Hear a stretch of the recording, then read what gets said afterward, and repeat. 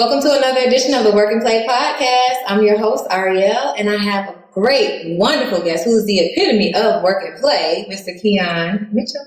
How's it going, guys? Thanks for the wonderful introduction. My name is Keon Mitchell, born and raised here in Atlanta, Georgia. I went to A&T for school, Aggie Prep, where I studied my computer science degree. From there, I actually picked up an acting course, over there at A&T, and that kind of landed me where I'm at today. I love how you go straight into hello guys, my name is Keon Mitchell. Look, before we got...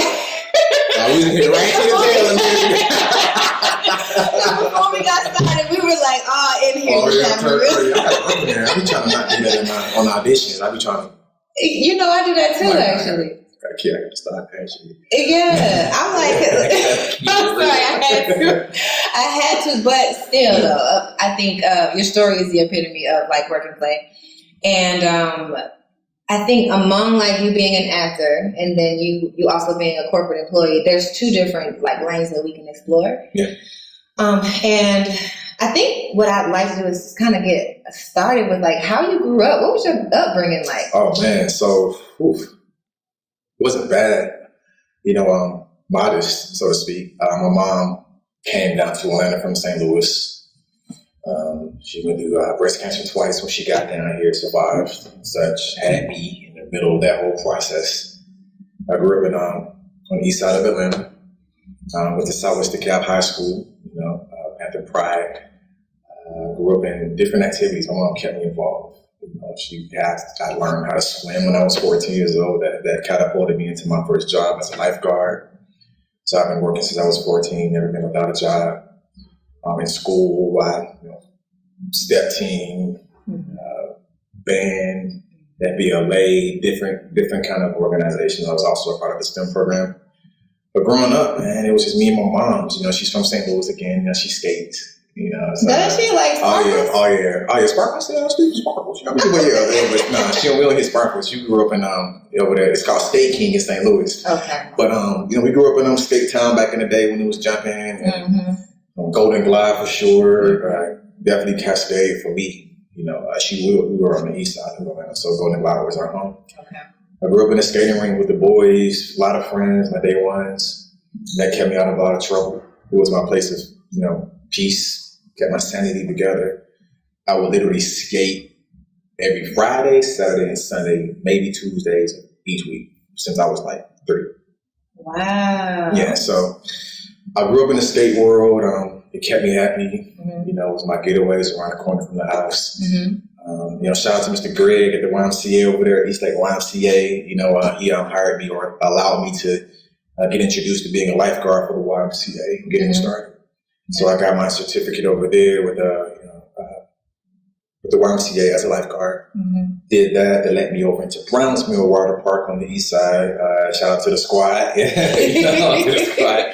Over there at Brownsville Water Park, we did that. And that became my college job when I went to Brownsville.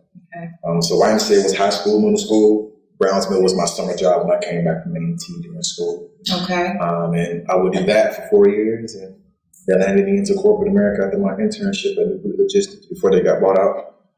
And met life, so on and so forth. You can get into that if you would like. Yeah, I do. But, there's this thing that it's coming up. So I sing. So I have a gift of singing, right? But when you meet a person who is a corporate person who taps into his acting, I want to know where that first spark came from that told you, hey, I think I might be good at this. Like, were you the type of kid who loved attention, or were you the type of person? Actually, it's crazy as hell because I don't like attention. But I've always been a performer. Okay. So I've been on honor roll, principal list since forever. I got to school, graduated like a 3, 7, 8 or something like that from Southwest. I wanted to be an actor when I was a kid. Okay. But just vulnerably speaking, I didn't have the confidence of a average kid my age on the east side. Yeah, I mean, I had these glasses and self-esteem issues, confidence issues.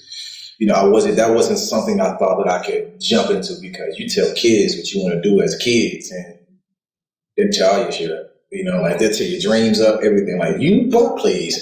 Right. What's nah, that's not happening for you. let alone I was just dealing with my personal insecurities and personal stuff as a boy growing up. But it's something that I always wanted to do. A good friend of mine, there was a switch in there that kind of switched my confidence and my self-esteem. Like there was a moment because my glasses, for some reason, did a lot of damage to me internally. I had to deal with people. I had to deal with people and stuff like that on a regular basis. But I also had to deal with myself. And I'm a firm believer that you are what you see. Mm-hmm. Live your vision. Yeah. So I saw myself being one way in the future, but I didn't see myself getting there on the track that I was on. So my confidence was a thing, but my intelligence was another. Okay. So my confidence came from my intelligence. Mm-hmm. So I wanted to get into. I said, maybe I can get into thing. I want to be a doctor. I want to be an engineer. I want to play the drums and shit, like that.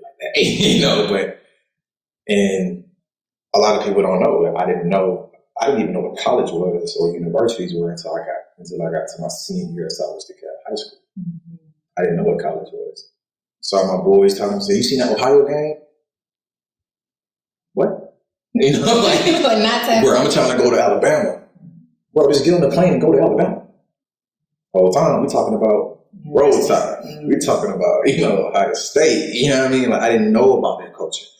My family wasn't we're not really ingrained in that culture. My mom, she went to a community school. So I had a teacher at my AP American Literature class, and it was Miss Jenkins. She said, "All right, guys, make sure you guys be ready for the college fair and all that."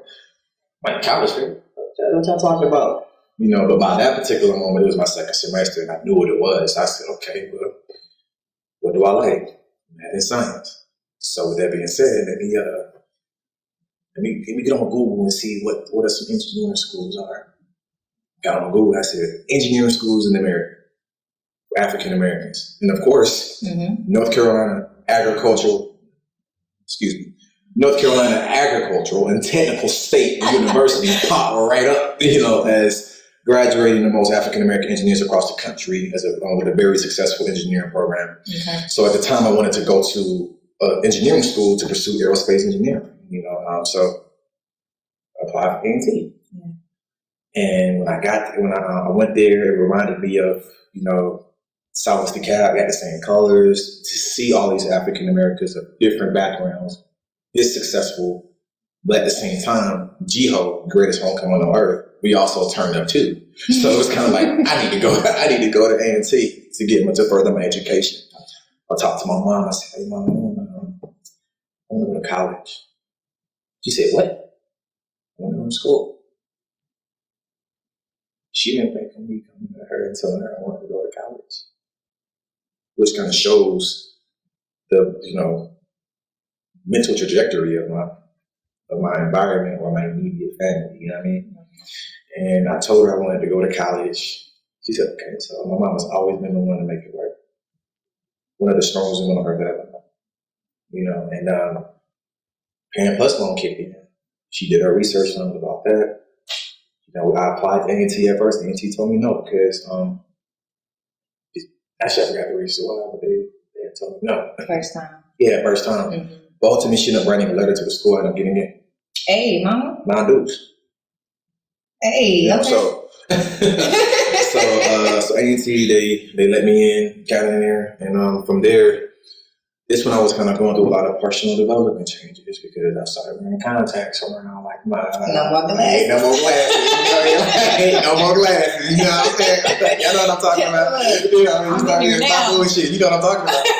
So no more glasses at that time. So I started wearing contacts. That kind of allowed me to visually look at myself differently, and it actually started carving out furthermore than that I saw myself being. So I was like, okay, I'm one major step closer to being that guy. Mm-hmm.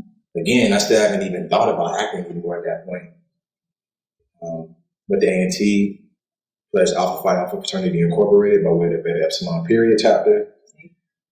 Okay. You know what I mean? And, joined NSBE, National Society of Black Engineers, the Student University Activities Board as Mr. Eshigwe B my senior year. I was Mr. Georgia Aggie, different kind of things going on the yard. Go to high school, college chair for Alpha at T. I had a lot of different things going on and still trying to maintain my computer science degree, and it was hard. And one thing A&T will teach you is balance. And that kind of segues into how I'm able to do it today. Balance. So I had a really good friend of mine. Any interview, I always got to say this name, Alicia Williams. I had a couple of friends, a couple of day ones I actually would have gone to talk to and said, hey, I want to be an actor. This is around my senior year. I said, I want to be an actor, bro. I talked to my line brothers first. All of them supported it. Talked to a couple of specific day ones. I said, I want to be an actor. They said, no, bro. No. So you can't see me doing it? No, man, you like the briefcase, kind of guy, go to the office and shit. Like, that ain't your thing, man. That ain't who you are. I believed it. Because my insecurities growing up supported that. I actually asked an ex-girlfriend at that time. She's a dancer. I asked her, I said, hey, you think I could do this one day? Nah. All right, cool. I believed it. Got to A&T and I talked to Alicia Williams. She's the founder of 100 Collegiate Black Women at A&T. Much love. And I talked to her outside of Pride Hall one day on A&T in the car, skipping class. And I said, yo, you think I can be an actor? Well, I'm going to say I could. She looked at me like this. Do that shit. Now, how did that feel? I was like, it made me, because who she is to me, it was like, good. Terrence J with the A&T. Terrence J. Oh, from 106 and 1? Yeah, Terrence J. Okay. He with the A&T, Mega Stop 5 Shot, the Musa, the boys was acting players, so, those my guys, man. But shout out to Musa, but yeah, he's Musa A&T. Q, man, I looked up to him at that time because of his image on TV. I was like, well, he went down to Florida, so I wonder if I can do the same thing. And at that particular time, she said, yeah. And it's crazy how things come full circle when you're on a spiritual journey. She said, yeah. I said, cool. Sign up for acting for non-acting majors with Professor Gregory Horton at A&T. I had class with a couple of friends of mine. And we knocked it out, aced the class. And at some point he said, yo, you should do this for real. I said, I don't know how to do that. I feel like I read in your IMDb bio that your first time on stage was at A&T? No, my first time on stage was in Raleigh, Durham. So this is after I graduated. Okay. And this actually, after he told me I should try it, I was slated for graduation. Because again, I was there for my computer science degree. I wasn't changing my major at that time. So I ended up picking up a job for MetLife in their MTU program, MetLife Technical University. Okay. So I was a part of their first cohort for that. And that slated me to go to Raleigh. When I got to Raleigh, I said, you know what, let me see if I can find some acting classes. Shout out to HBCU Pride Nation, Travis Jackson. I used to pray with this man every single day about going to make this happen. Okay. And he'll say, okay, enough of the prayer. Get your shit together, guys. Get it happen. I couldn't do it. I was just too scared.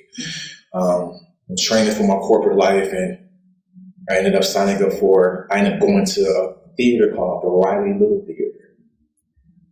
Went over there, trying to sign up for class, and they said, yo, so we're doing this play called Miranda and Brother Wind, and it's based on the cakewalk of our ancestors, right? And our Brother Wind just dropped from the play. Can you do it? I said, nah, I came in for classes. You'll be just fine. You know what I mean? And they brought me to the play. That play ran like 16 times. If I showed you a picture of that costume with the Nikes I had on, it was crazy, man. So I was a mystical creature playing Brother Wind in the Miranda and Brother Wind story. You guys should check it out. It's a really dope story. Really, really, really bomb story. So did that 16 times. You said it was the cakewalk. I hate to interrupt, but you said it's the cakewalk of our ancestors. It's like it's a dance. It's a dance. I didn't have to do the dance in the play, luckily. But you want to dance? Yeah, I want to dance. They had me singing though. That was bad. They had me singing in the play. Is that why you didn't go the musical route? Well, partially because I can kind of sing a little bit, but not really though. So I'm gonna leave that at that. I know a trainer out here, her name is Jasmine Cramley. She was my vocal coach for a little bit, and that just didn't happen. So it just didn't happen that way. Okay, so you did 16 runs. And why did that change the trajectory for you in acting? How did that solidify your acting career? So it changed it because, it opened me up to a different level of confidence. And it also opened me up to something that I always wanted to do. So I said, you know what? I don't know what this looks like. I don't know how to get from point A to point Z. But I'm going to get there. Like, I know I'm going to get there. Yeah. I don't know how it's going to look, though. I'm a planner. I plan everything to a T. Yes. And, there's a lot of spiritual testimonies and trials that kind of go behind that planning of things that we can get into later on if you would like. But it was crazy, But all in all, I started that whole process, and I was slated again to move to Charlotte. And that's where I was going. This is me following my corporate life with my computer science degree. Along the way, I'm developing my artistry life. And your confidence. And my confidence in that, you know what I mean? Yeah. So, got to Charlotte. I'm still not sure about it, but at this point, I'm like, if you want to do it, bro, do it. Grow some nuts, bro. And I'm on Google. I'm in Greensboro at the time visiting one of my friends. I'm on Google. I'm like, I don't even know what an agent is. The sports agent. They got agents for actors. Googling stuff. I ran across a few agencies, but the one that stood out the most was Carol and the Talent Agency. I'm still signed with them to this day. Yeah. I went there, green, monologue from offline, didn't know what I was doing. Anything, I had to cut the V-neck, tank tops and jeans and some loafers. You thought you had to do I had to show up with it. I had to show all this. I showed up and I love it. Showed up in there and I did my monologue, screwed it up. I got like 6 lines in. I just people started clapping. Got a call the next day and said, "We want to sign you." They signed me, and literally a month later, Mark called me, my agent called me and said, "You got an audition for this ESPN commercial." I didn't think I had an audition for it. They said they want to use you for this ESPN commercial. All right, cool. I don't know. I already had any really formal classes. So I'm showing up with a 4-man crew. Producer, director, camera guy, boomstick man. You know what I mean? Showing up, doing this audition. That was my first commercial. What year was this? This was 2015. Okay, because we haven't done any chronological. So to bring us where we are today, and the reason I go so deep is because we have a tendency. So as corporate America, and I can imagine like your education, the way you were raised as a professional is very logical. It makes sense. And so we have this tendency to just talk about what we do. And there's so much about who we are that really changes the way that we move. And for you to be in a place where you are now merging your work and play and acting and professional, up until this point, we've been trained to think a certain way, to be a certain way, to live a certain way in life. And you've been planning to go into corporate. So now you have this trajectory that's taking you down this other path, which is bringing confidence to you where you need to go. So of course I want to get to how you balance it, but this gives us the why. So I had to make a decision. I had to change my mindset because, again, like you just said, I'm entering something that's not necessarily familiar territory, externally and internally. I had to change my mindset about certain things. Again, shout out to Travis Jackson. Driving down to Charlotte one day, and the thing that altered everything, called me on the phone. He said, "What's going on, Keith?" I said, "Well, what you want?" That's my brother, right? Making sure we're good, right? And I told him, I said, "Yeah, man, I'm just an analyst out here, trying to figure out this acting thing." He said, "No, you're an actor who makes a living as a business systems analyst." Wow. Changed everything. Wow. It's all about perspective, and perspective can gauge where you're going. Yes. You know what I mean? And that one line changed everything. It changed my priorities, and it changed my way of thinking, and it changed the direction I was grooming myself in, where I thought God was moving me towards. It changed it to the path that I felt like I'm destined to be on. So friends are so important. the right ones. I had day ones telling me no, but I got a friend telling me, you're an actor who's making a living as a business systems analyst doing both. Yes. Right? Yeah. And it changed everything. So it got to a point where it's like, all right, so if I'm gonna do this, let me change up some things, let me change my attitude.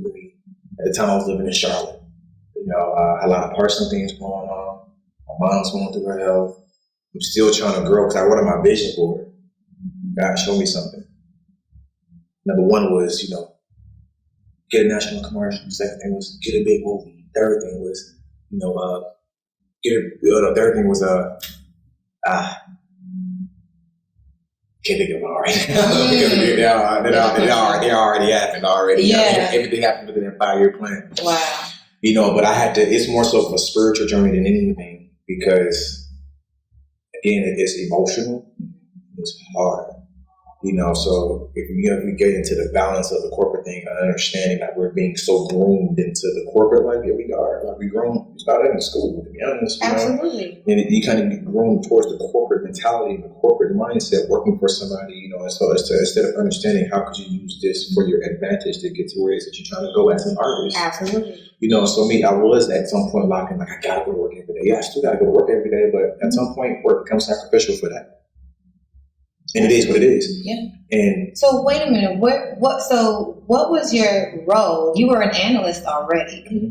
What was your role? And kind of walk us through how you got your first job. Because now we have ESPN or my actual corporate job. Your corporate job, because that part is a whole different story. So none of this is possible without that.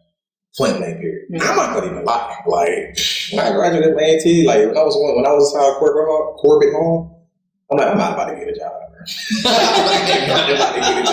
by that particular time, I knew for a fact I did not want to go into corporate America. Okay. I just knew I didn't want to do it, but I was like, what you want to do? Mm-hmm. I'm not going back to the house. Mm-hmm. I'm not going back to the house. You know what I mean? I don't remember his name, but it was me and 4 of the brightest students in my class in the computer science department. I was friends with everybody. Everybody. I didn't see status. You know what I mean? And 4 of the brightest, honestly, the job that I had, I feel like they were more qualified. But here's the kicker, right? Mm-hmm. Like, there's something for everybody. And I didn't even know that my role even existed. I didn't even know how much of my role in IT that I was playing while I was going through classes like senior project. A business system analyst is responsible for being the liaison between the business stakeholders and the development team. I didn't realize even doing senior project that I wasn't trying to do too much coding. I ain't gonna lie, I ain't trying to code this. I'm not a coder. But I understand what our teacher was asking for, so let's talk about this. Mm-hmm. And I'm in the actual presentation explaining the requirements, explain this. Naturally, I'll pass this off to the development team so they can express, their engagement with the project and how we developed this whole time. That's a business systems analyst. Yes. I didn't even know that was a job or a role until we got to corporate. I'm having a conversation with this man who's recruiting for MTU at Matlack Technical University. Talking to him, we're just having general conversations, talking about certain things. I'm not really talking that much. I'm letting the guys talk. We stepped off. He came back and said, "Keon, let me talk to you for a second." I'm like, "Me? What? What's up?" What's that? You know what the guy that was. I'm like, "What's up?" He said, "Listen, man, we need guys like you." I said, "Me? What do you mean? Are you familiar with the business systems analyst role?" "No, could you let me know what that is?" He explained the job description. "There's something called MTU that I think you'll be a really good fit for." He introduced me to that life. Out of those 4 individuals, out of the 5 of us, he came and talked to me about it. I didn't bank on that because I was trying to figure out how I'm going to figure out acting. And I hadn't even thought about even getting past my fear of it. I had prayed to God after I graduated. I said, I want to be able to grow my acting career and my corporate career simultaneously until it's time for me to let go of my corporate life. Okay. And I hang on to that. And they've both been growing. ESPN, and now we're talking about exposure to Marvel, HBO, BET, American Black Film Festival. Yeah. So many different projects. So at the foundation of balance for you, it stems from this pre-existing belief that you were destined to be an actor in your heart. And because you were a man who, now when the person told you you were you were already an analyst. So when you prayed to God and you said, I want to build my life simultaneously, your idea of balance was always, the scale was going to be here until acting to hold. So now we understand what your goal was, even in creating balance. Yeah. So how did you decide? So I would assume before this man told you this, that unlocked your mindset, you might have been just kind of pulled in two directions and you didn't feel like you had control. Yeah. So what did you start to change when this man told you this? Ooh. One thing that sticks out the most is first and foremost, being an actor, we're based on our energy.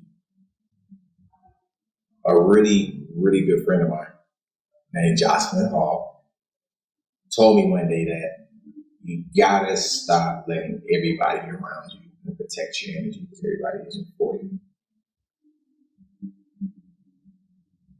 I didn't understand it at the time because I was such a social butterfly, trying to make everybody happy. But that allowed me to start focusing on just myself. If we're talking from external to, we're talking external to internal. Right? So that allowed me to begin to kind of focus on myself and understand what that means. I started training more, oh God, like I had to really change my mindset because by this time, by all this happened, ESPN has already happened, Almost Christmas has already happened. David E. Talbot, the director of Almost Christmas, told me, he said, don't focus on fame, focus on the craft. And I live by that to this day. I ain't trying to be nobody, I ain't trying to be famous. I'm on Instagram, I don't care. You know what I mean? I don't care. Like, it's already written. Yeah. So you were a corporate person. And you started to invest more time into training. I was a corporate person. I started taking my corporate money and putting it into my dream. Okay. So I started taking my corporate money. I had to start making different sacrifices. I needed more money. Because I got a different thing I have a different expense that's required class. It's a requirement now, not a desire. No. Fine classes. Yes. So I signed up for classes, the Meisner technique. I studied with Kelly Hinman. He studied right under a guy named Mike. Are you familiar with the Meisner technique? The Meisner technique, it derives from Konstantin Stanislavski, African American. I believe he's associated with the American theater. And Sandy, they call him Stanford Meisner, studied under him or studied him, so to speak, and created something called the Meisner technique based around him. Kelly Hinman studied with Sandy. Sandy was myself, as well as Jocelyn's acting coach. Okay. We're right at the source. So it's kind of like, going through that motion, kind of going through that training for years and getting that, like we had to, get help. So I began taking the time to really understand what was more important to me and reprioritizing my finances, reprioritizing my energy, reprioritizing my focus, reprioritizing where I'm spending my time. And I began to get bored with corporate. I was traveling back and forth between Charlotte and Atlanta, back and forth on the road. A lot of people wasn't a part of that process. A lot of people didn't even know that I'm out of Charlotte. A lot of people didn't know I was in Atlanta. Going back and forth. Almost Christmas happened. I didn't know what I was walking into. I didn't know what a feature film was. Or it's a movie. I didn't know what all that stuff was. I met George Pierre for the first time. I didn't know what all that was. I didn't know what that process looked like. And kind of going through that and really understanding what that looked like was really, really, really, really green, really hard. And it's kind of segues back to me asking my agent, why did you sign me? He said, well, I signed you, Gunner. You wanted me because you were green. So I vowed to myself that I will always do the best that I can to remain as green as possible, to keep myself open to different opportunities, different lessons, different techniques, different people, different energies sometimes that you want to let in to be able to adapt. There's different things it was hard, and it still is hard. When you started getting bored with your corporate job, And are you still in corporate? Yeah. Okay. So, are you so, yeah. right? So I'm imagining there's a way to navigate in that area. So how did you tell first, and how who did anyone know that you were bored before you started to communicate? Oh, at the job? Yeah, at the job. So this one sister knew that I was on the, this one sister knew that I was on, you in that movie? I said, yeah, what the hell am I? I'm get fired. Corporate strike you down, but you got benefits. Mm-hmm. Usually. You know what I mean? So nobody really knew, like my immediate team didn't know. Like nobody that I was working for knew about it because, quite frankly, I didn't trust them with that information. Mm-hmm. My job. I didn't trust at that time as a junior business system analyst that they would trust me with that responsibility of pursuing my dream. At the same time, I was doing my job. I worked extremely hard. Mm-hmm. So I never knew about it. I took mad PTO to go and film almost Christmas. Okay. It is what it is. And I was gonna say, so you were bored internally, but you never let that affect your. What I had to do. Yeah. I never let that affect what I had to do. Now, mm-hmm. There's also other drivers outside of acting. Mm-hmm. I got a mom to look out for. Mm-hmm. Like she's straight. Mm-hmm. There's things that I want that my family may not be exposed to. Mm-hmm. There's things that I didn't grow with a big family. It's just me and my mom. At one point, we had it together, but over time, things just changed. Mm-hmm. And I want too much. I want too much, not because I'm greedy. I want too much because God has shown me too much. Mm-hmm. So it's like, okay, how do I get that? I got bored with not corporate, because I still again, I was in a STEM program in high school. Yeah. I originally went to school for aerospace engineering, but it does something for that side of your mind. I'm operating both sides of my brain all day, every day. And it's draining, but all day, every day. And it conflicts with each other. Okay. But, I still get a chance to utilize my degree. That parent plus one that my mama made a sacrifice to make this is going to go to waste. Mm-hmm. Make sure she's straight. Mm-hmm. So right now, the way you frame up your energy in both sectors is like, so I tell this to my clients, your job is your investor, mm-hmm. right? So if we just shift our perspective of just like, oh, I'm going to work, I'm just going to just literally sink away 8 hours of my day, to just changing it, your job as your investor. It sounds like you're in a place where you know where corporate's place is. Right now is the vehicle that helps you pay off these debts. Right. And the acting is what's feeding your soul. And tell me if I'm wrong. Yep. So right now, your balance currently just looks like passion and spirituality and personal growth and love of what you do. And then you still love to think like this. And I'm sure you love the projects that you're working on. Yeah, so everything always comes full circle. Okay. Everything. Yeah. With the school to get my computer science degree, which is thriving by inception into my acting career. Mm-hmm. When I was at MetLife, I met a really dope young lady. I won't say her name right now because she's currently my boss. Right? So I met this dope woman, smart as hell. Oof.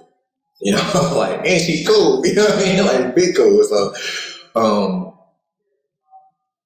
who knew that later on, 4 or 5 years ago, who knew that later on down the road that she would be calling me to offer me an opportunity to work for her team, right? We developed a really great friendship, brother, sisterhood. Really good friends. I know how hard she works. She knows how hard I work. She got me with the opportunity to work for the company I work for now. Major pay increase, difficult, crazy level of exposure, and a bigger role. Right. After a while, when I became so sure of my acting career, mm-hmm. nothing was going to stop me from getting there. Mm-hmm. I had to again look at my corporate life differently. I had to look at it as an investment. I had to look at it as an option. Mm-hmm. From there's something called flexibility. I've been working from home since 2015 or 16. So COVID didn't, really affect me like that when it comes to my corporate circumstances. Mm-hmm. My flexibility. I made a decision to say that if I enter into a position, if it doesn't allow me the flexibility to leave when I need to leave, We're going to do my auditions. To be on set, let me be on set. If I can't establish some kind of relationship with my manager, and luckily this particular woman knows and supports that more open than my corporate life, knows what time it is. If I don't have that flexibility and understanding, I'm not going to take the opportunity regardless of the paycheck. Simple as that. Because that has to come first. Right now, until God show me that maybe there's something different. Maybe it's just a season. Who knows? We'll see as we go, as we work our way to see. Yeah. Right? Yeah. So, but that's the sacrifice that I'm always making, though, because when it comes down to it, if they wanted to say, you're not in office enough, leave. There's a mindset that allows you to prioritize the corporate world in a way that most people are weighted down by the corporate name. So go ahead. And to be fair about it, like a lot of it isn't necessarily just because I got a computer science degree, I can do this. Like we'll find another job tomorrow if I wanted to. Like no, a lot of this shit is personal. It's because you made a choice. You make a choice for what you want and how you want to be. This is your life. This is a decision that you make as a person. Yes. So a lot of this had to come with a lot of sacrifice, a lot of personal choices, a lot of things that I've lost, a lot of people that I've gained, and a lot of realizations that what, if I don't do this, I'm going to lose the ultimate goal. Yes. Whether that's reputation, whatever that looks like. Right? It all had to center around what he has shown me. And I remember moments, it's a crazy story, right? Let's get into some God real quick. This means you can't cut me off this time. All right, so, let's get into some God real quick. Like one time I was leading class one day. I was with my best friend who was leading class. And at this particular time of my life, like keep it real. I mean, not because time I got it can stop playing. But anyway, but the shit that I was going through at that time, she didn't know about it, everything. My mom didn't know about it. Nobody knew about it. We left class one day at Kelly class, and I had enough. Like, I didn't know where I was going. Again, I'm a planner. And it bit me in the ass. I didn't know where I was going. I was scared as hell. I didn't know what was next because I'm always used to knowing what's next and knowing what's about to happen. Because you get your computer science degree, go and get a job. You know what I mean? Like you put your investment here, you know what the percentage is, you know what you're gonna get back. I know how that works, but I wasn't necessarily in tune with this spiritual aptitude that it took to chase something like this in an industry like this. Because I never seen it before. And when I tell you we left that class, there was a guy and his family that lived in the house, like on the property. We were actually having classes on the church property. And there was a house on the property. And one day I was just hot. I was boiling, just hot. I wanted to come out of my clothes. I dropped my stuff and I'm just like, pretty much almost crying, like just trying to get God's attention about like, what's next? Because I had just had a conversation with my mentor, and then was Dwayne Johnson. He just said, Keon, like, you used to planning things, but have you thought about the fact that God is stripping you of that plan? You probably reached the end of that track, so you have to operate on faith. I didn't want to hear it. I had that 5-year plan locked in. This is my plan. I got this. After that class, this dude came out the house. Hey, what are you guys doing behind the house? You guys aren't supposed to be back here. White guy. This was a lot of racist things was kind of going on in Charlotte and stuff like that. And at that time, the hothead I was at that time, I just wanted homeboy to jump that fence. You know what I mean? That's where I was at with it. So, Shorty's like, maybe we should go. I'm like, nah, I'm not done talking to my pops up here. So I'm going to stay here. I'm getting ready to call the police. Call them. I'll be here when they get here. Maybe we should go. No, I'm not done yet. I'll deal with them when they get here, no matter how that look. Man, I get back to this conversation. I don't know what she thinking.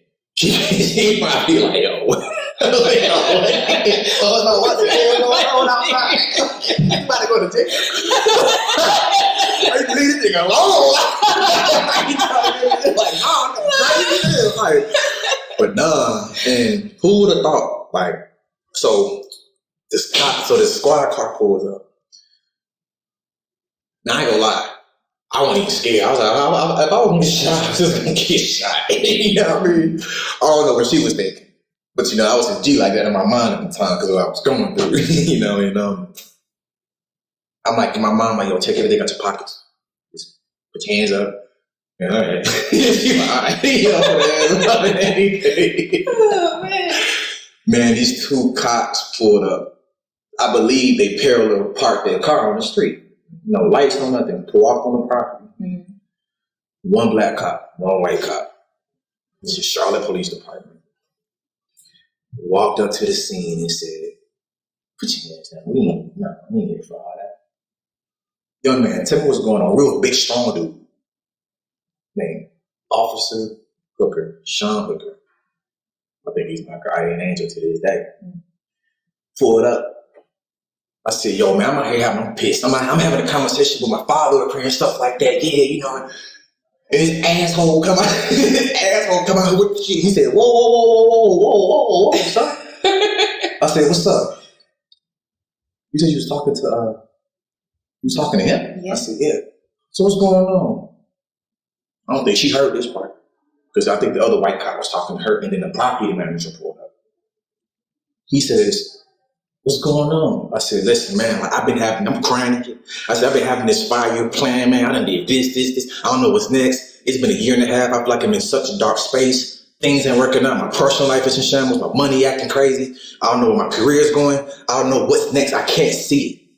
It's pissing me off. I did this. I done made this happen. I did that. I done did me. He said, step over here. Let me talk to you for a second. I haven't heard one bishop, pastor. I heard T.D. Jakes break down the Bible like this man did.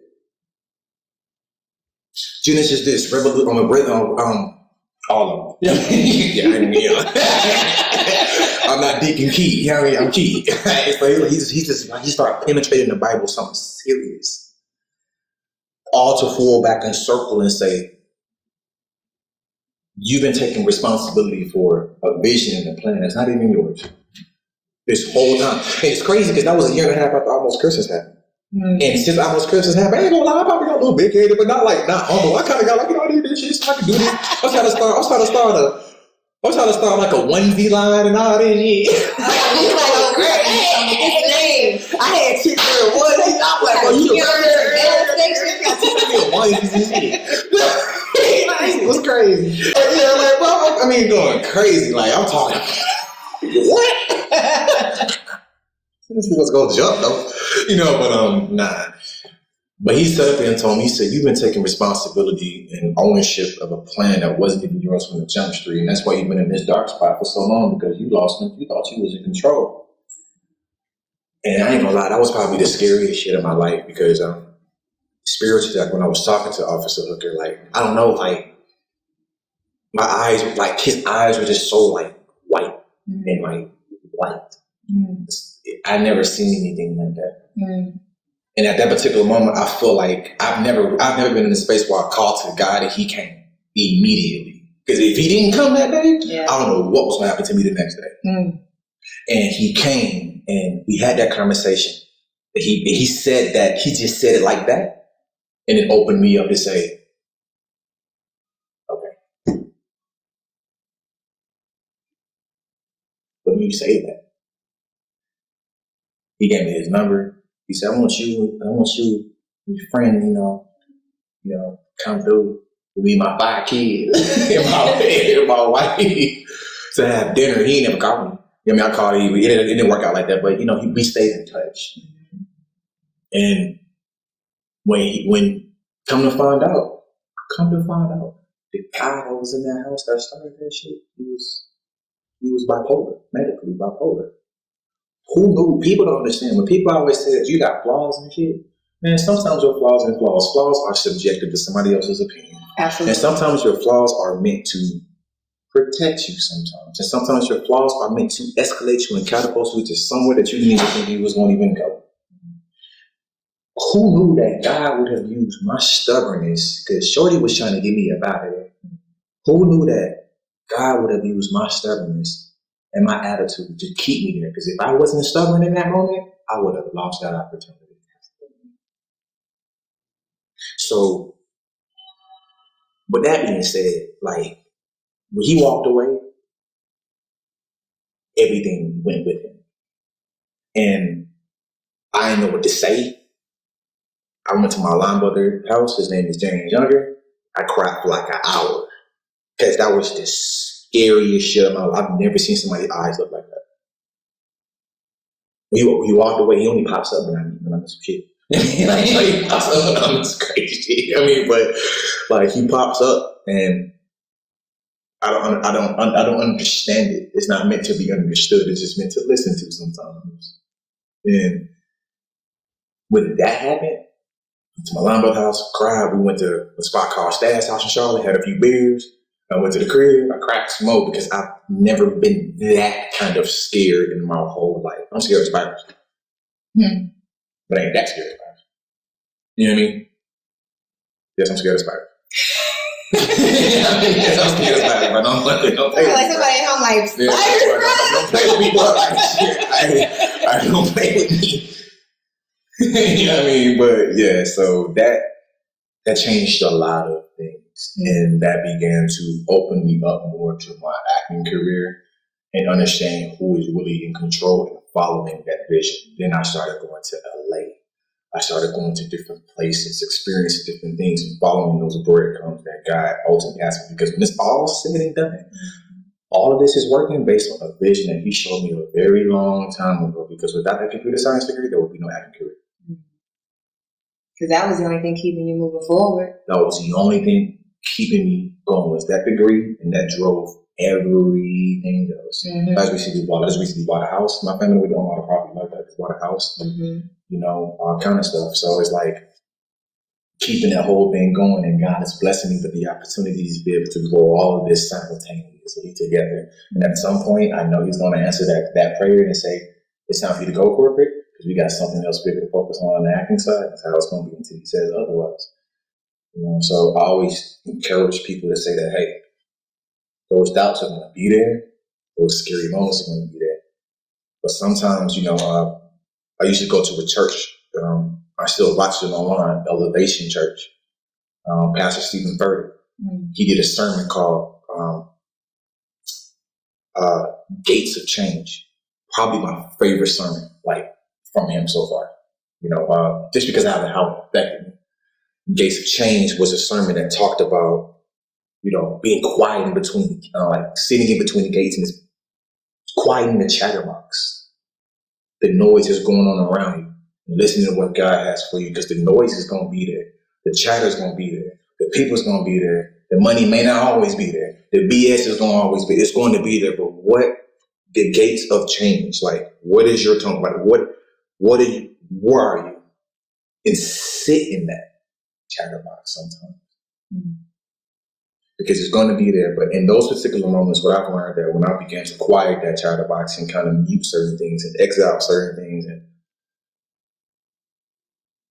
everything became a little bit more clear. And then it started to make sense. And then I started entering the space of my life where I started realizing that every dumb decision that I made or everything that I did that went wrong, it wasn't God. It was me. So that puts you in a position where you start molding your character based on what you want. And at the end of the day, the only person you can hold accountable for your issues is you. And that shapes the man I am today. And what I'm going through now and where I'm trying to go. Through mistakes, people I affect, impact, influence, good and bad, decisions that I make. I'm at that 29-year-old space now where it's like, all right, bro, you about to be 30. You done kind of got a lot of things that a lot of cast men have by the time they turn 30. Is it genuinely making you happy? Is your career making you happy? Yeah. Is your corporate life making you happy? Yeah.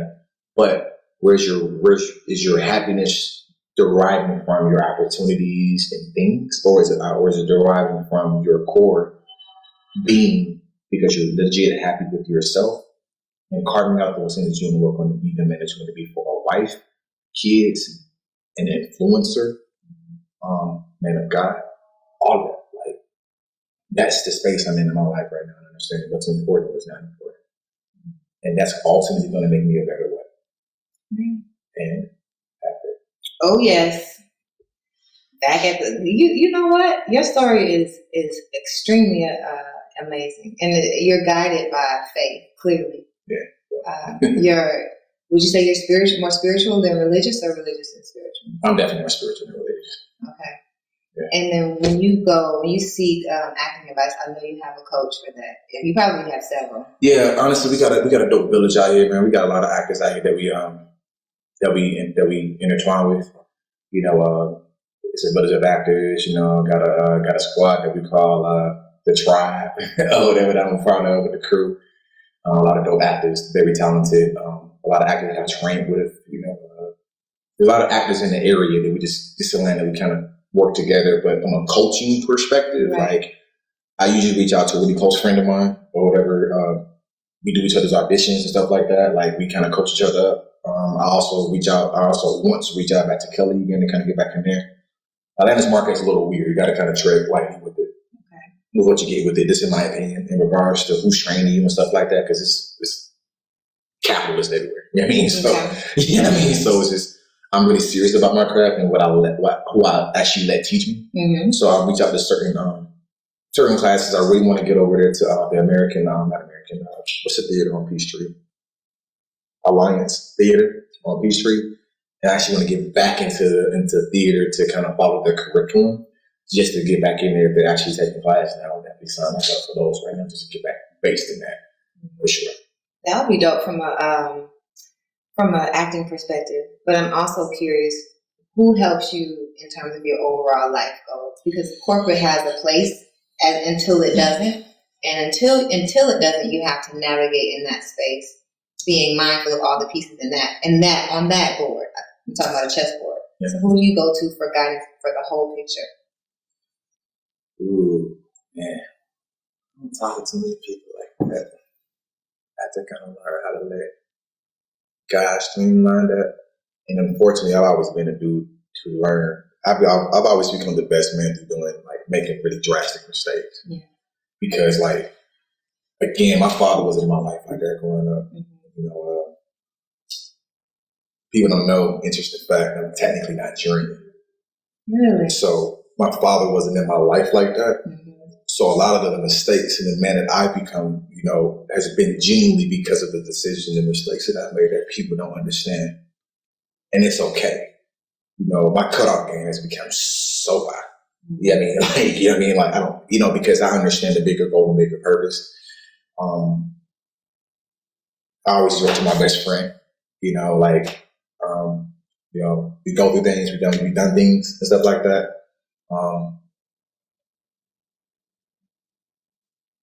I can't really, you know, I do have some dope, solid day ones that I can really talk to that's known me since kindergarten. My boy, Maurice, you know, that I've known since day one I can talk to and lean on for some real advice. I know this man since pre-K. He's my oldest friend. And of course, I got some brothers on the alpha side, like I can reach out to, you know, my boy DeAndre, he as well.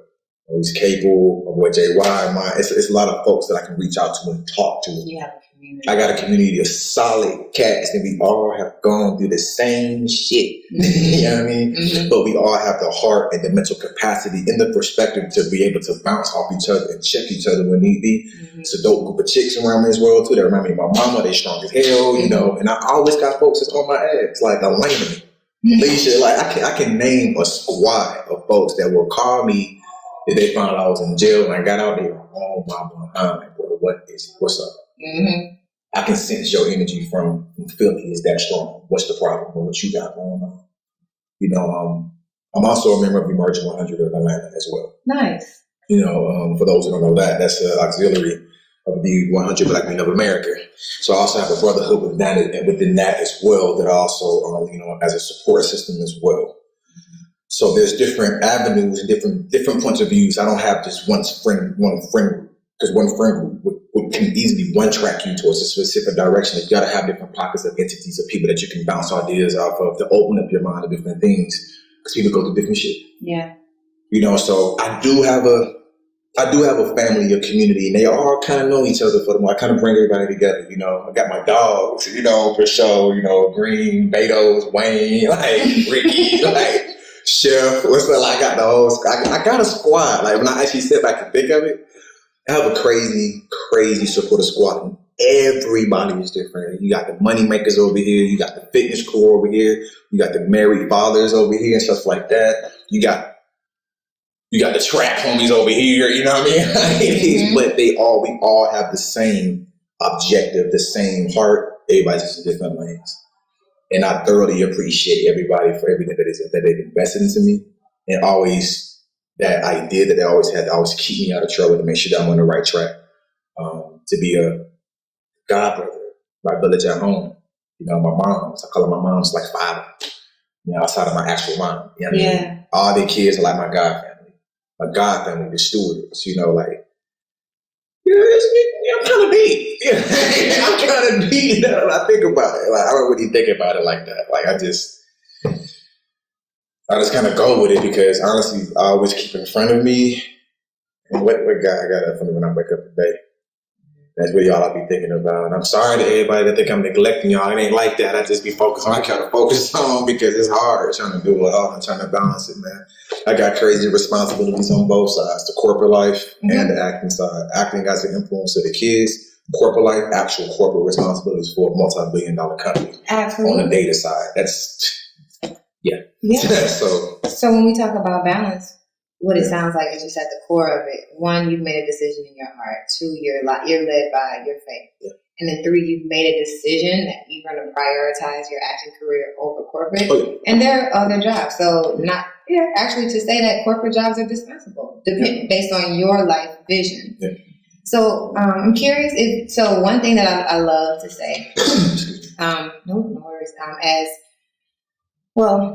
what I was thinking about as you were explaining that you're Nigerian, so I have a lot of friends who are of African heritage as well, and we talk about like first generation immigrants, but I think there's also this first generation corporate person, and you're wading the water of like both, like this corporate savvy and being truthful of who you are. You found a manager who's like supportive of your vision, and then you just following your heart and being a man of God and finding like who that is. But there's a person right now who hasn't tapped into their passion yet, right? They're in corporate America and they currently are just maybe too afraid to be bigger than the brand, which you are doing flawlessly. So when you think about the mindset, you're here. I just want you to think about what would it take to help a person who's sitting at their desk right now, maybe has a talent in acting, maybe has a talent in singing, maybe has a talent in whatever, and are too afraid to be bigger than the brand and don't know how to carry that balance, are afraid to figure out what balance even looks like. How could you reach back and what would you say to that person? Honestly,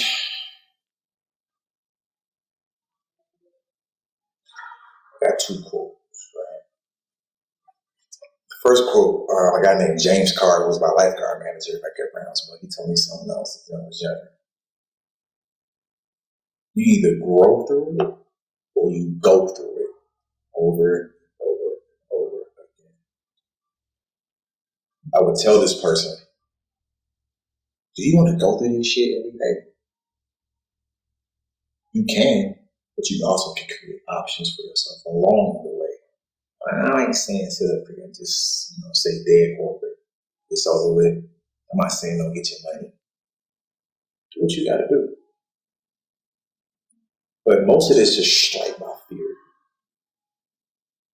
A lot of growth we prevent, we prevent our self-growth through self-sabotage by sometimes lack of self-preservation, endurance. A lot of things that we want, a lot of things that we shy away from are things that we haven't experienced before. And sometimes we step into the things that we haven't experienced before as if we have experienced them before, so we lack our brain hood. So we want to open up ourselves to those new opportunities that are out there for ourselves. I know that sounds cliche and sounds preachy and stuff like that, but it's a real mindset to have. It's a real mindset to have. When I made that decision to say, you know what, man, like, I'm really not trying to work for these folks every single day. I'm just not. I'm not trying to, that's not my thing. I'm going to do it every day. But at some point, what do I want? So I would ask this person, what do you want? Who are you? What do you want to do? Make a decision. Like, make a decision. And live with it. The second thing is, I usually tell folks at A&T, who's running for camp position on the yard and stuff like that. I would like to think I have some kind of influence at A&T, good or bad. You know what I mean? I would like to tell people, I always tell people all the time, like, hey, like, and this, I can segue it back, but don't change who you are to get the vote. Why you got to focus on being who you are? Sad to say, trust yourself. Trust yourself. Go through the process. Get the easy. Go through the process. Understand what that process looks like. It's not going to look like how you think it's going to look. That's the first thing. But go through that process. Understand what that process looks like. And be willing to go through that motion to find that self-discovery to get you to that next space. Because it's going to be so unfamiliar, even though your taste buds and your vision is already acclimated you to it and burden you directly back in. It's up to you though. And I'm not going to lie, like, I haven't been any happier than I am now, knowing the fact that when it's all said and done, if I was to shut all this shit down, I already achieved my dream. I was already on the big screen as younger Danny Glover with the Brazilian wife, man. Let me tell you, Daddy Glover tell you in the heart, when you call Daddy on the phone, yeah, my wife, she's Brazilian. And I'm like, I know, man. You tell me every time I call you. Such a great God of wisdom. Wow. Man. I can't even keep up with the wealth of knowledge he has, man. I can imagine. He's as smart as he sounds, like voice-wise. He sounds like Moses. But great guy, man. I've learned so much through just talking to that man. But you just gotta go and get it. And I know. It's like people just go and get it. Yeah, right. How? Man, I'm telling y'all, when I was at A&T and I had said, like, I don't know, when Gregory Horton, my professor, said, yo, you need to go and do this for real, man. And I started signing up for classes and things like that. My first thing to him, I said, yo, like, I don't know how to do that. Like, I'm thinking about Denzel. I'm thinking about Leonardo. I'm thinking about Robert De Niro. I'm thinking about Al Pacino. I just got that about the Scarface. I just got that about the Scarface before I came. And I'm like, I'm thinking like those guys, Morgan Freeman, like Angela Bassett's. Like all these cats. Like I'm thinking at that capacity in college. I'm telling myself off the top, I can't do that. Mm-hmm. But then I also said that I wasn't going to go to college. I wasn't going to be an alpha. I wasn't going to be able to be this man. I wasn't going to be able to do this and be able to do that. I said, nah, bro, go ahead and you don't go. People do not know that my career literally started on Google. Really? Yeah. Agents in North Carolina. Mm-hmm. John Casablancas. Yeah. Carolina Talent Agency. See what they talking about. Submit. Boom. Okay, you want to bring you in for an audition. Audition. Boom. We want to call you because you're green and you know what you're doing. You want to give you a chance. Yes. And now we're here. So you got to bank yourself. You got to give yourself a chance. And that's a hashtag I use on Instagram. Give yourself a chance. I love that. And pound legacy over resume. I love that. So it ain't no big hashtag. But one day, y'all gonna get hit. I actually noticed that legacy over resume, which is why because when I think about the way you are, so I work with people who are always trying to figure out how to get from point A to point Z. This has been a motif for today, actually, this point A to point Z. And it's really hard for people to see, how do I get past, what's my first step? How do I take that step? And so for so many people, it's just a mindset shift. For you, it was just a mindset shift. So I think that hashtag legacy over resume is the first thing that can help a person who is so focused on building that everything that we do is a resume builder. And we're talking about corporate people who think corporate is the pinnacle of existence, right? And you're coming from like, well, I always wanted to be actor, but I know that this is keeping the food on the table. Yeah. And legacy on a resume could just be a reminder for you to keep your inner core, but it could also be a catalyst for somebody who's literally just scared to take the first step and put themselves first. Give yourself a chance. Mm-hmm. You got to give yourself a chance. At the end of the day, like, you don't want to leave this earth, not give yourself a chance. Like, you know, like, you give yourself a chance to do it. Like, and that's really all it took. Like, for me, I just, you know what, if I'm going to do this shit, I'm going to do this shit. So, you do. I had to talk to the homies. I had some really, really, really bomb. I got some really bomb friends, man. They everywhere too. Like, we deep. They everywhere, man. We motivate each other. I got a homegirl named Danielle Edge up there, man. You know, we had a major conversation. You know, she was bouncing between, you know, the Carolinas over to LA, about to the trying to figure out things that she wanted. We had to have a conversation. Her engine's going, and that girl turning up in real estate right now, like doing her thing. Like, you gotta feed each other with the right things. I try my hardest to keep that drama and all that stuff out of my circle. If we bring that to the family, we gonna get you up out of here. Because at the end of the day, it's like, we may have our own internal drama, but it's in the house. But all that extra stuff that's just not really lucrative or conducive to a positive relationship for anybody, you gotta go. And if you're not solution oriented, because that's what people got. Yeah, like if you got problems, you come into the group. You should be coming to the group with solution. Yeah, like, or that you want to be open to the solution. But if you just like a pity party, we embrace each other's pity parties. Like, we kind of like, we don't feel a little bit, but after a while, like, you gonna get this tough love. Like, I was with you for 2 days. But drop your nuts, let's roll. Because we got to figure this out. Yeah. And we're going to be with you throughout the entire process. It's not to say that you're going to lapse, that you're not going to lapse, or that you're not going to have any moments. But at some point, we got to get back on game, because just as much as you're invested in yourself, believe me, we're just as invested in you as well. Yeah. And we want to make sure that you're good, that you're happy, and that you're straight. And at the end of the day, if you ain't got that kind of attitude, you're not going to really fit in that circle, because we're each other's round table. Yeah.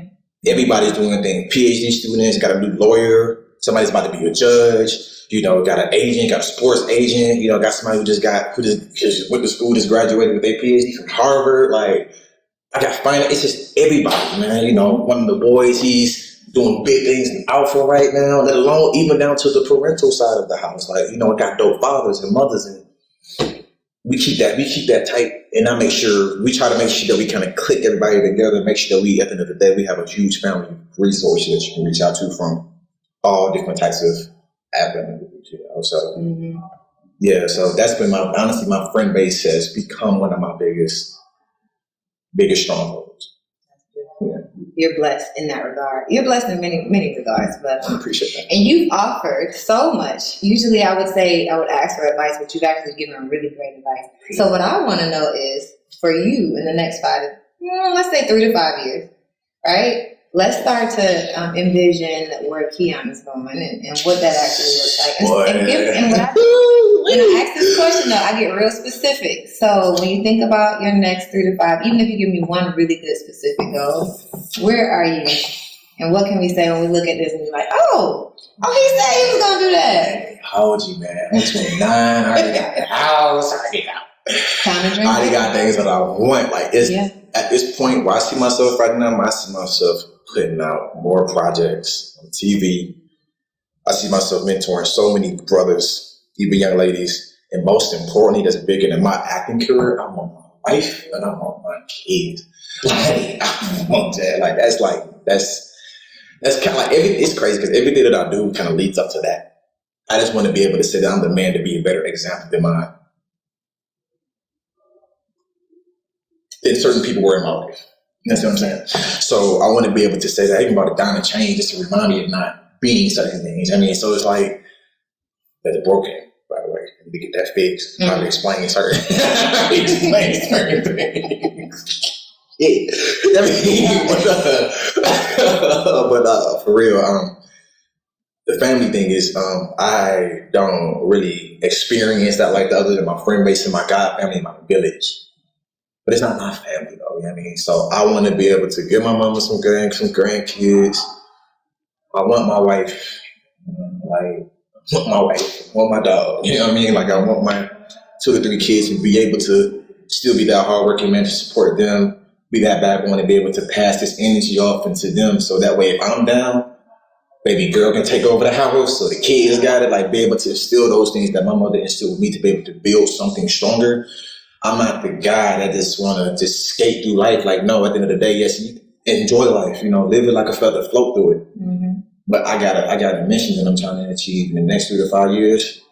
No, I need that. I need that, and we leave it up to God, though. You know what I mean? But I need that for my kids and my family. And at the end of the day, we can ride this wave together and make sure that the things that I've learned and had to go through the struggle with to understand these certain things, because nobody taught me this. My experiences taught me these things. Mm-hmm. And I got a lot of battle wounds from the things I've experienced. I want to be able to pass it on to my wife, my kids, and that way they understand that too, so that way they can get the things that they want and be the people that they want to be, and eventually you start to multiply. Yeah. You start to multiply. Mm. So that's kind of where I'm at with it. My brother is from my Nigerian side, Nosa and Kelly, amazing. Nosa is an amazing father, both of them are amazing brothers. My older sister, Suzanne, amazing mother. The 3 boys. So I'm just trying to follow those footsteps in that regard as well too, because they had some life-changing things coming over from Nigeria into the States when I was like 8, 9 years old. It's a whole different, a whole different thing. So for me, I need another car. But on the family tip, though, the car, the house, that's gonna come. But I do have one other question, because I think you have a mix. Your goals are a mix between like a corporate man and an acting man as well. Because the corporate man is like, oh yeah, I want the house, the dog, and I can't wait to stuff. And you're more, you're both wholesome, and you're like, you have big goals. So when you think about the family and the wife that you want badly, and the children that you want badly, and the family unit that you want to create, what's that one core family value that you are going to stand on when you do with those things?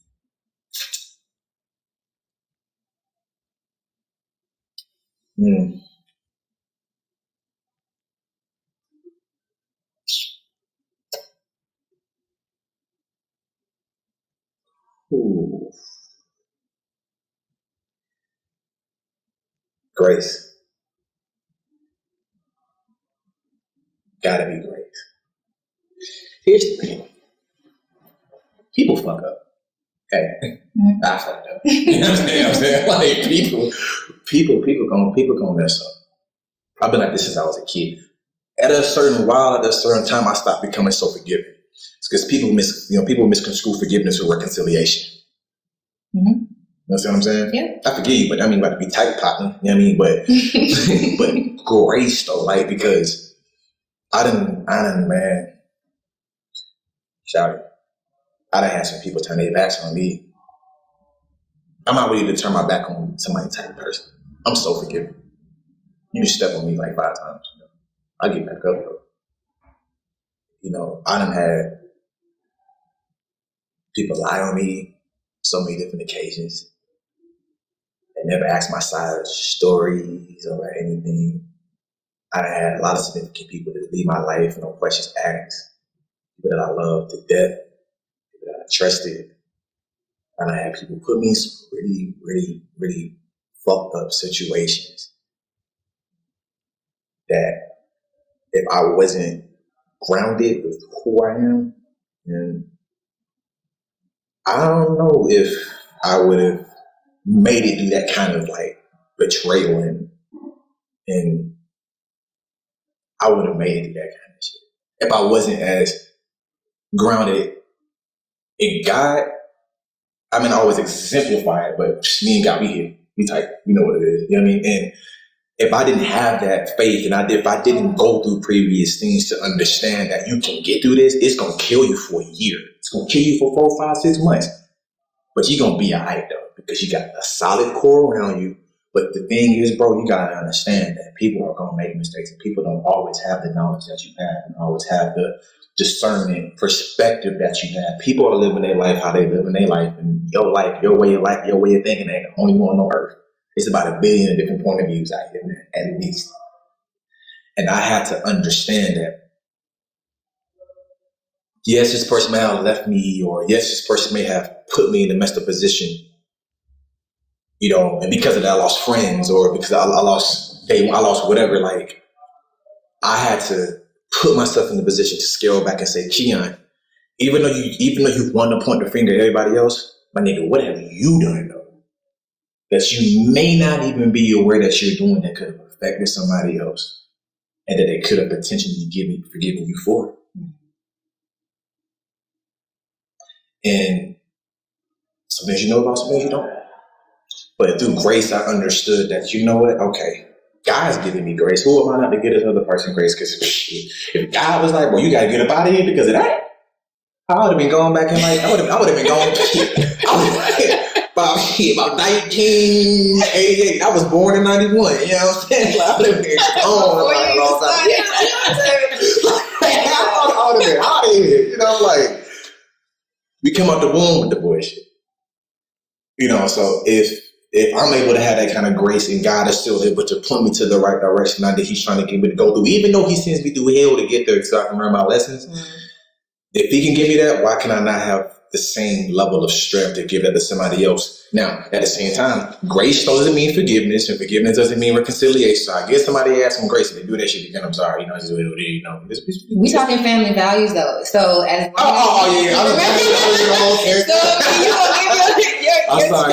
your children will get grace and they will get grace. That's something I'm saying.